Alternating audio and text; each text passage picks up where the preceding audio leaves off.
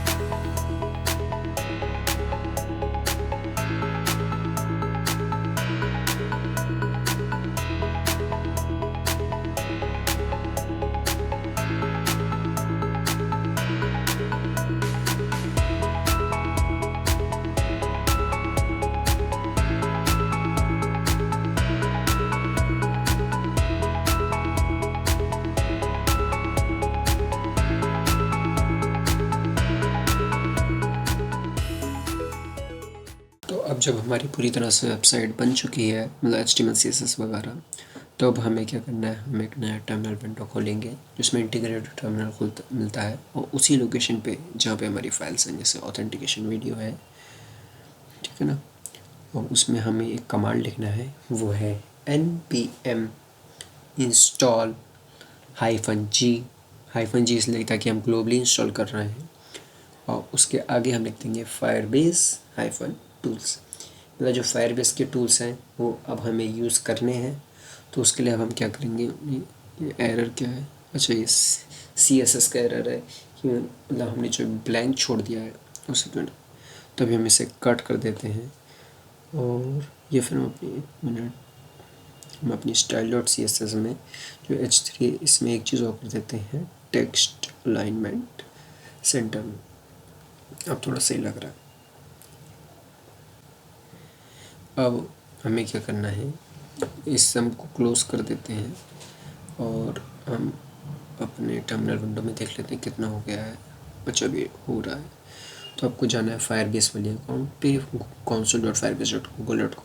मैंने अपने project hide कर दिए हैं। अब यहाँ पे आपको प्रोजेक्ट का नेम डालना है। तो जैसे कि मैं डाल दे रहा हूँ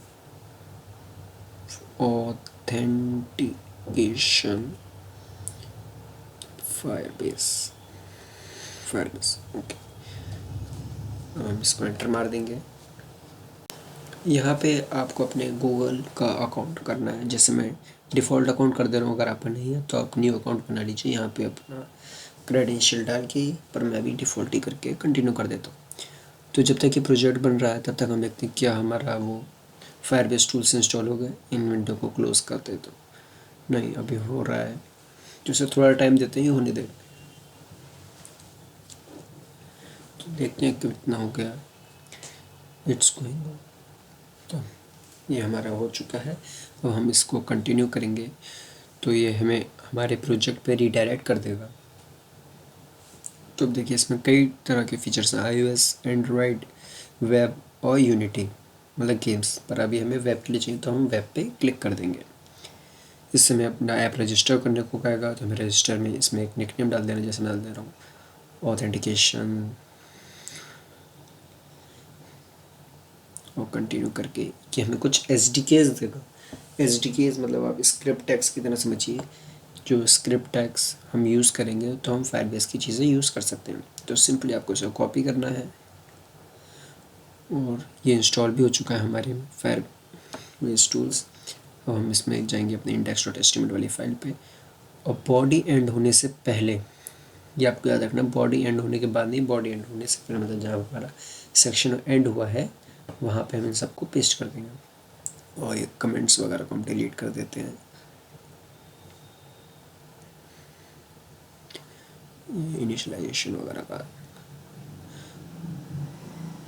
और मैं आपको एक और चीज़ रिकमेंड करूँगा कि आप इन सब को आप अपनी मेन वाली फाइल में ना रखें, क्योंकि अगर आप अपना सोर्स देखेंगे तो ये चीज़ आपको आराम से दिख जाएंगी, और ये हिडन रखनी चाहिए। अगर आप अपना बैकएंड यूज़ नहीं कर रहे हो, जैसे पाइथन का फ्लास्क वगैरह, तो आप एटलीस्ट इतना तो करें कि स्क्रिप्ट में एक सोर्स लगा के उसे एक अलग फाइल में स्टोर कर दें। जैसे मैं कर दे रहा हूँ init.js, और हम इसमें एक नई फाइल बनाएंगे, init.js, उसमें सब पेस्ट कर देंगे। इसको क्लोज करते हैं, और एक हम अपनी जो हमारी मेन फाइल है स्क्रिप्ट की, हम उसे भी इंक्लूड कर देते हैं, दैट इज script.js1।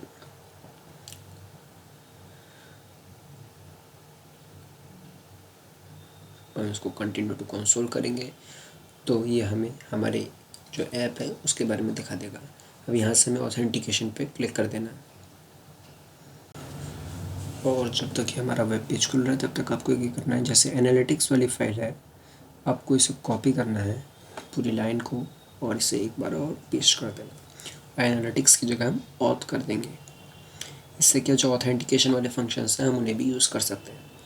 और अगर हम अपने वेब ब्राउज़र पे जाएं तो अभी भी लोड हो रहा है, तो हमें कुछ नहीं करना है। ये होने देते हैं। उसके बाद हम देखते हैं हमें क्या करना है। जाते हमने इस इनिशियल फाइल तो हो चुकी है, हम अपनी जाएंगे स्क्रिप्ट वाली फाइल पे। देखिए लॉगिन की तरह जैसा हमारा फंक्शन है, हमें एक और बना लेते हैं फंक्शन लॉगआउट। अभी हम इसके अंदर कुछ भी नहीं करना है, लॉगआउट तक सिंपल है। अब यहाँ ऑथेंटिकेशन आ चुका है, तो हम इसे करेंगे गेट स्टार्टेड। देखिए इसमें हमारे खूब सारे फीचर्स मिल जाते हैं। अब आपको साइन इन मेथड में ईमेल और पासवर्ड को डिफ़ॉल्ट ये ऑफ होगा, आपको इसे इनेबल कर देना है।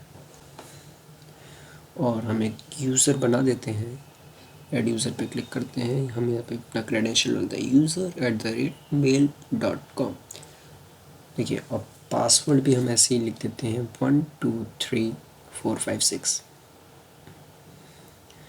और इसे हम लॉगिन कर देते हैं। इसे हम कॉपी कर लेते हैं।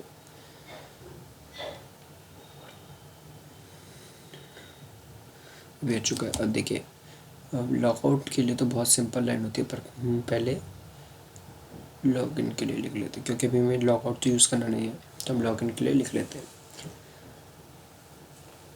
बस थोड़ा फॉन्ट बड़ा कर देता हूँ। इसमें हमें देखिए लिखना है, पहले हम वेरिएबल्स बनाएंगे तो लिखते हैं var email underscore address equals to document dot get element, और इसमें हम अपना एलिमेंट की आईडी डाल देंगे। अब देखिए हमारी एलिमेंट की आईडी क्या है, ईमेल फील्ड में जहाँ से उसने इनपुट लिया था, अब वो हम इसमें लिख देंगे। और डॉट वैल्यू, इसमें आपको याद रखना नोड वैल्यू ना लिखते हैं, क्योंकि आपको सजेशन में नोड वैल्यू देता है, पर हमें नोड वैल्यू नहीं लेना है। दूसरा हम वेरिएबल बनाएंगे पासवर्ड का, और इसमें हमारी पासवर्ड फील्ड है, तो get ID password field dot value. इसके बाद लिखेंगे Firebase dot auth function dot sign in with email and password. बस मैं अपनी जो दोनों वेरिएबल्स हम उन्हें पास कर देंगे। पासवर्ड डॉट, हम देखेंगे क्या कोई एरर तो नहीं हुआ है, तो डॉट कैच। अब इस कैच के अंदर हम एक फंक्शन पास करेंगे, फंक्शन जिसके अंदर होगा एक एरर एज अ आर्ग्यूमेंट। तो मैं फ़ॉन्ट छोटा कर देता हूँ, सेंड मोड में जाके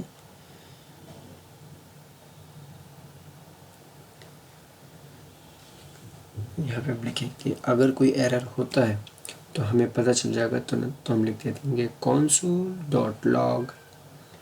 इसके अंदर हम पास कर देंगे एरर को, मतलब जो भी एरर होगा वो हमें कंसोल फील्ड में दिख जाएगा।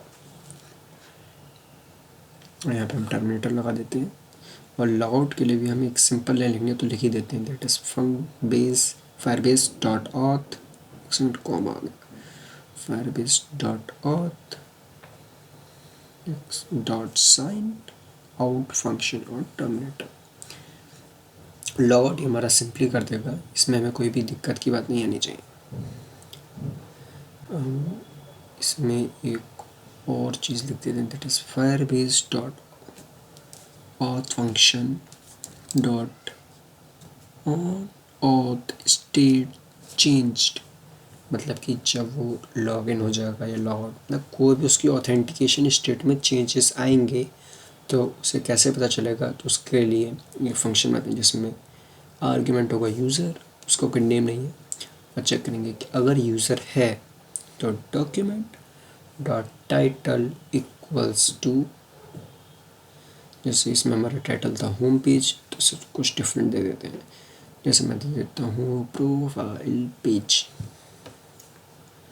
समझाएंगे, इसको रिफ़्रेश कर देते हैं एक बार, और इसमें हमारा जैसे user@mail.com था, और पासवर्ड डालते हैं 123456 और लॉगिन पे क्लिक कर देते हैं।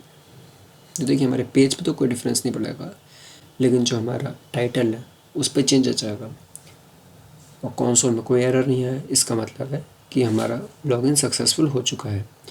अब हमें कैसे पता चलेगा कि लॉगिन सक्सेसफुल हो चुका है, उसके लिए हम जैसे ये डिव था वैसे हम एक और डिव बनाएंगे।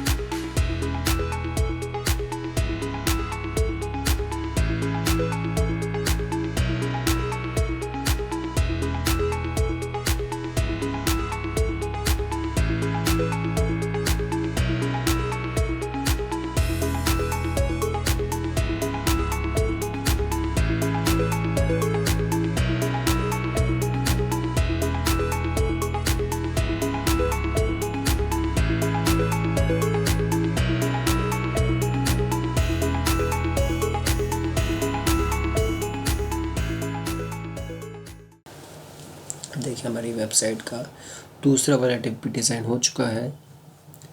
अब हम क्या करते हैं, हम अपने ऑथ स्टेट चेंज वाले पे करते हैं। देखिए इसमें हम क्या करने वाले हैं, इसमें हम लिखते हैं document dot get LABY ID और हमारा एलिमेंट है user_div dot style dot display is equal to block. और सिमिलरली हम लिख देंगे document dot get LABY ID। जो हमारा दूसरा डिव है उसका क्या नाम है, उसका नाम हमारा यूज़र डिव तो चुका है login div dot style dot display equals to none. इसका क्या मीन्स हुआ, जब यूज़र लॉग्ड इन होगा तो जो लॉगिन डिव है वो नहीं डिस्प्ले होना चाहिए, जो उसका प्रोफाइल व्यू है वो डिस्प्ले होना चाहिए। तो जैसे वेलकम यूज़र, ईमेल एड्रेस, ये सब कुछ। और इसको हम एक और स्टेप आगे लेके जाएंगे, that is var user is equals to Firebase dot auth function dot current user. इसमें आपको कैपिटल लेटर्स का बहुत ज़्यादा ध्यान रखना है क्योंकि ये केस सेंसिटिव है। तो यूज़र में जितना भी डाटा होगा करंट यूज़र का वो स्टोर हो जाएगा। तो हम लिख देंगे if user is not equal to null, मतलब अगर यूज़र में डाटा है तो हम var email underscore ID equals to user dot email कर देंगे। अभी हम इसमें और भी फील्ड्स करेंगे तो स्पेस छोड़ देते हैं। तो document dot get LABY ID और ID क्या हमारी इसमें user email from database dot value is equals to email dot.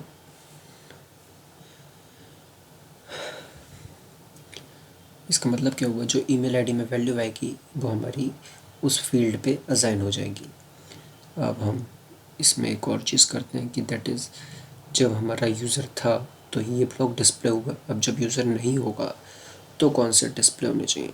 तो उसके लिए एल्स, एक सेकंड में थोड़ा ब्रैकेट्स का सही कर देता हूँ। हाँ आपसे एल्स, तो हमारी जो इन दोनों लाइनें हैं हम इसे कॉपी पेस्ट करेंगे थोड़ी स्पेस सही करके, ब्लॉक की जगह नन और नन की जगह ब्लॉक लिख देंगे। मतलब कि अगर यूज़र होगा तो उसका प्रोफाइल व्यू दिखेगा और यूज़र नहीं होगा तो उसे लॉगिन पेज दिखाई देगा। अब अगर हम इसको रिफ्रेश करें तो देखिए, लेकिन ये थोड़ा टाइम ले रहा है तो उसके लिए हम क्या करेंगे, हम जाएंगे स्टाइल शीट पे और यहाँ पे हम लिख देंगे डिस्प्ले नन। मतलब अभी करंटली उसे कुछ भी डिस्प्ले नहीं करना है। जब हम जावास्क्रिप्ट से उसे कोड मिलेगा कि यूज़र है या फिर नहीं है तो सिंपली उसे ही डिस्प्ले कर देगा। तो देखिए ईमेल एड्रेस और हमारा ईमेल एड्रेस डेटाबेस से डिस्प्ले हो रहा है। थोड़ा इसमें कैपिंग पे कर देते हैं बटन्स में ताकि थोड़ा सही लगे। PR type.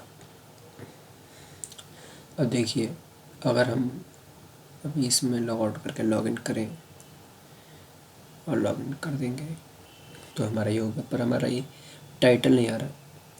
तो टाइटल को भी हम ठीक करने के लिए, मतलब टाइटल टाइम लेता है अपडेट होने के लिए, तो उसके लिए भी हम यहाँ पे एल्स है आप लिख देंगे document dot title equals to login here. और हम अपनी क्रेडेंशियल्स अगर डालें लॉगिन करेंगे तो यहाँ पे टाइटल अपडेट हो गया है। और अगर हम यहाँ पे लॉग आउट कर दें तो टाइटल चेंज हो गया।